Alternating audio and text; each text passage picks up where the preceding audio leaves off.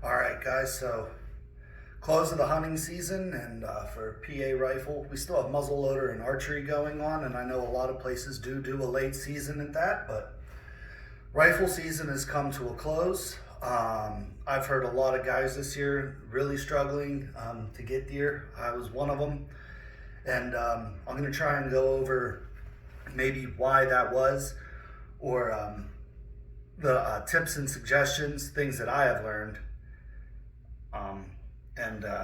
I mean, this year was just tough. For one, we can start with the weather. We had temperature shifts daily. Some days it was in the 20s, there'd be snow, then it would switch to rain, and we even had some days in the 50s. And when you're dealing with that kind of temperature shift, if you don't think that affects the deer, you're wrong. It really does. It's going to determine where they want to be, where they want to set up and lay down for the day. And I typically found that after a good rainy day, followed by a cool, crisp, sunny morning, those were typically the best times to get out there. Now, I was out almost every day, minus the rain. And the snow, just driving down. You get a calm but snowy afternoon. That is a great time to get out and set up on some deer. So pay attention to your weather. Your weather is very, very key. And now I hunt on public land. So there are a lot of other factors that you need to consider when you hunt public land. Probably the biggest one are, where are all the other guys on the mountain? At any given time over the course of the year, we had so many other hunters, and where we set up, our blind is positioned in a major travel and safety route for the deer.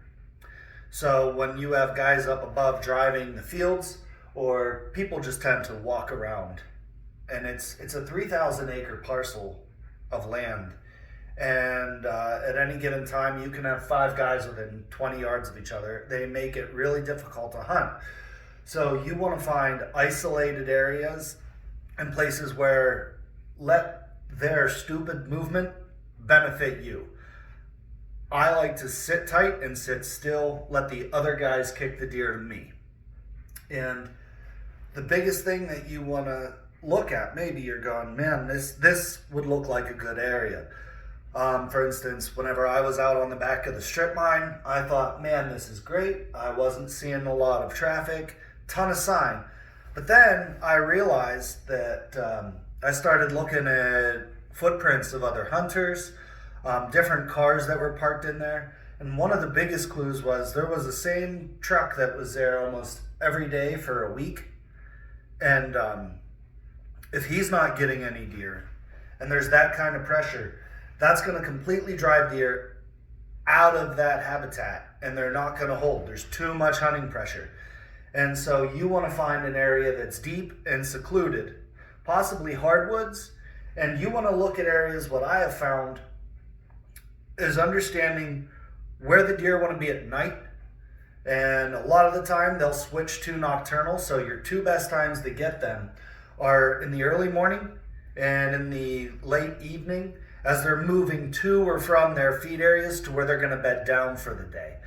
And so what I've noticed, where I thought there was good cover, because there was so much foot traffic from fellow hunters, that there were no deer in the area. So I would go on to Google Earth, Google Maps, and I would start to look at where the public land would butt up to private land, such as farms and big fields, big yards, places where the deer can go and be safe, and then try and set up on the outskirts of that and try to catch the deer coming out of the fields or possibly moving into the fields. A really good way, now if you stay on the public land and you do not shoot onto private land, you're totally fine there as long as you're 150 yards from any structure. But a great way to go out and gain access is just talk to the landowners, and you might be able to set up on a great corner somewhere. You never know. It's always worth a shot to go and ask. Another thing you want to look at is access. Where are all your access points for your public land? Now, I have my map over here, and what I want to show you, this whole region here is the state game land, state forest, Gallitzin State Forest, where we hunt. Now, you can't drive in down here, but there is a parking lot down here, and you have access in, and it's one big road, goes all the way up. Here's the strip mine I was telling you about. And if you notice, there's one access in. And typically, guys are going to be lazy, so they're going to hole up along these roads, is what I have found. And a lot of guys just drive the roads, which really pushes the deer. You have another access here, you have an access here, and you have an access here. So getting somewhere secluded, like where we sit over here, and we allow all of these. There's a rod and gun club up here, and there are lots of fields up here. And it's about 800 yards from where we sit, and we let them drive the deer to us. Also, these power lines here, guys hike up and down those power lines all day long, and you have multiple. So what it's doing is it's cutting off a lot of access for the deer, and it's creating pockets. So you notice here, this is private land in a big field. Now, this is steep right here. This is really steep terrain. And then you have this big saddle on this creek. And this is actually pretty hard to get to down in here. So this would be a great area to hunt. You can park in here, move up maybe 200 or 300 yards up in here. And I mean, this is pretty much straight up. This is a draw. And then you have this flat saddle. Now I would think to set up on this flat saddle. Also up in here, anywhere where these places crisscross, see it's relatively flat. There is a big set of cliffs up here, and not a lot of guys come up into these deeper areas. And that's probably where your deer are gonna hold based on my guess. Now there are a lot of farms up along here too. And this big hilltop is a really nice area, but the thing that these red dots, these are just foot trails, and they are difficult to hike in with your gear. So if you're savvy enough to try and make a climb like that to get to one of those secluded areas, it's probably going to pan out for you. So that's how I look at my map and what I kind of pay attention to. And whenever I notice after about the your chances of getting a deer tend to go way down. You're probably at, I would say, you have it's a 50-50% chance of getting a deer on the first day. And then probably, I would say, you're even 50-50 up the first 4 days. But then the deer pattern and behavior is really going to change drastically. They're going to move during the day a lot less unless they're kicked, unless you have guys driving. And the weather is also going to play a huge factor in getting those deer to not move, especially when the weather is sporadic. So you want to find the areas where they're moving in the morning and in the evening. Now, another good one, I do see a lot of deer midday. A lot of guys like to back out for lunch, come back in. That's a great time to kick deer. That's also a really good time for you to just sit and wait.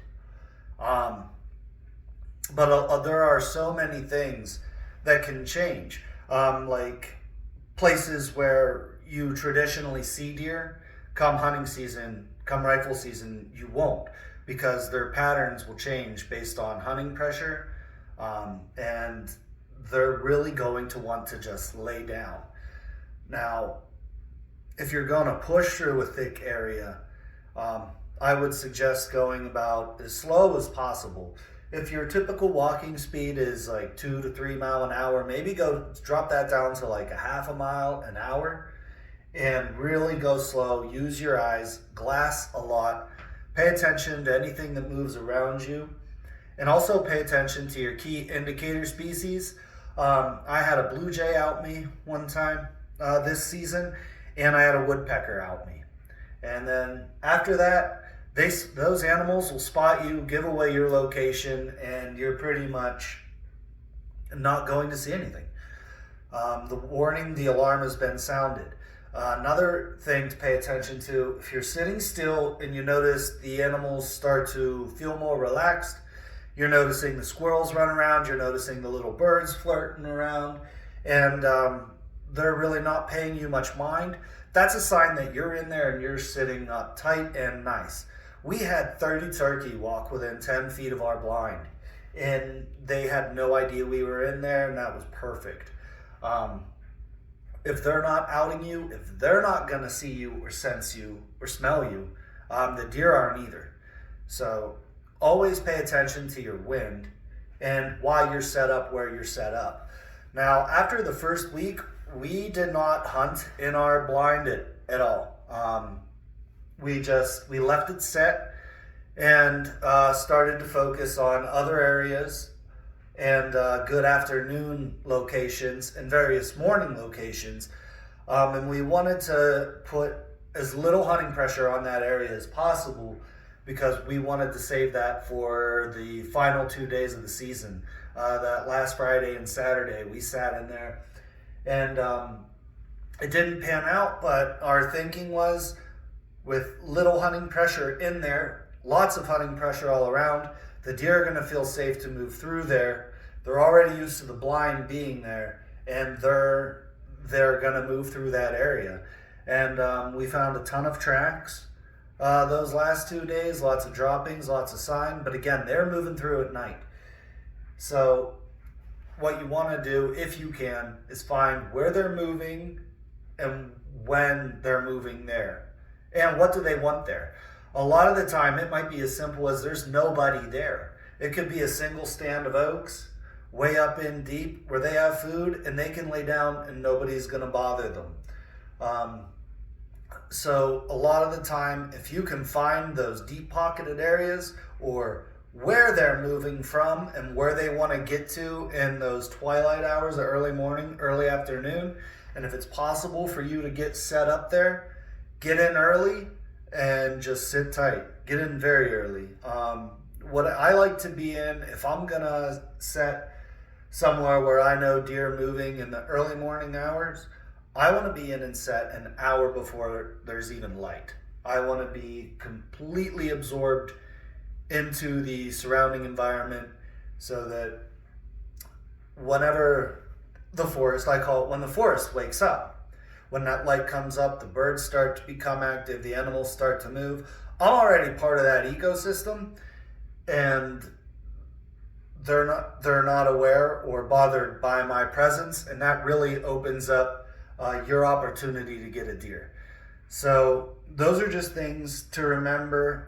Like I said, weather too. I mean, when it's 50-some degrees outside in December, the deer are not going to move. You're going to have to make them move or be somewhere where guys are going to get them to move. It is just simply too warm, and they're lazy. I mean, all animals are lazy. They have their winter coat on, and it's 50 degrees outside. They're going to lay, and they're going to wait for that cooler weather.